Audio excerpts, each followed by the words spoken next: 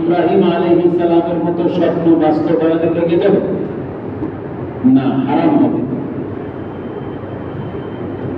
নিজের সন্তানকে জবেহ করার শরীয়ত কোনো হুকুম আমাদেরকে দেয় নাই। নিজের সন্তানকে হত্যা করার কোনো হুকুম দেয় নাই, যদি না সন্তান এমন কোন অপরাধ করে বসে যেই অপরাধের শাস্তি মৃত্যুদণ্ড, সেটা ভিন্ন কথা। তবে এখন যদি কেউ এই ধরনের স্বপ্ন দেখে, তাহলে সে নিজের সন্তানকে কোরবানি করতে যাবে না। ইব্রাহিম আলাইহিস সালাম গিয়েছেন, কারণ তিনি তো নবী, তার স্বপ্ন ওহী আল্লাহর পক্ষ থেকে আদেশ, সেই আদেশ পালন করা তার জন্য জরুরি ছিল। قال يا بني إني أرى في المنام أني أذبحك।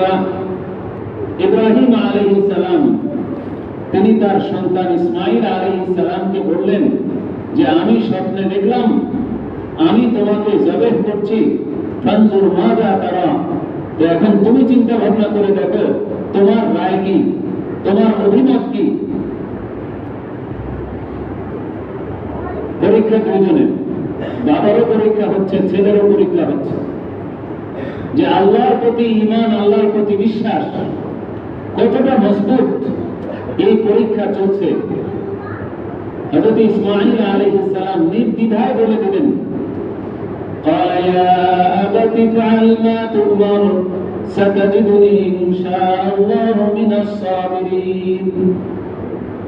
হে আমার পিতা, আপনি যা আদেশ প্রাপ্ত হয়েছেন আপনি তা পালন করুন, আপনি অবশ্যই আমাকে ধৈর্যশীলদের অন্তর্ভুক্ত পাবেন। আমি কোরবানি হওয়ার জন্য প্রস্তুত আছি। ইয়া আবাতি ফাআল মা তু'মার।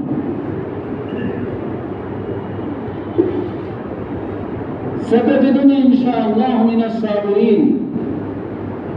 উভয়ে অগ্রসর হলেন, মিনায় গিয়ে বসলেন, সেখানে কোরবানির সকল প্রস্তুতি নিয়ে ফেললেন হযরত ইব্রাহিম আলাইহিস সালাম।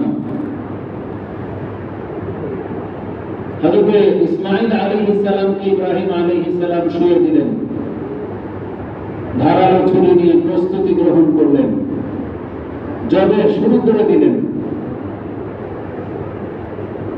আল্লাহ তাআলা যেহেতু এই কোরবানি বা জবে হয়ে যাক এটা চান নাই, মূল উদ্দেশ্য ছিল ওনাদের ঈমানের পরীক্ষা নেওয়া। সেই পরীক্ষা আল্লাহ তাআলা নিয়ে ফেলেছেন।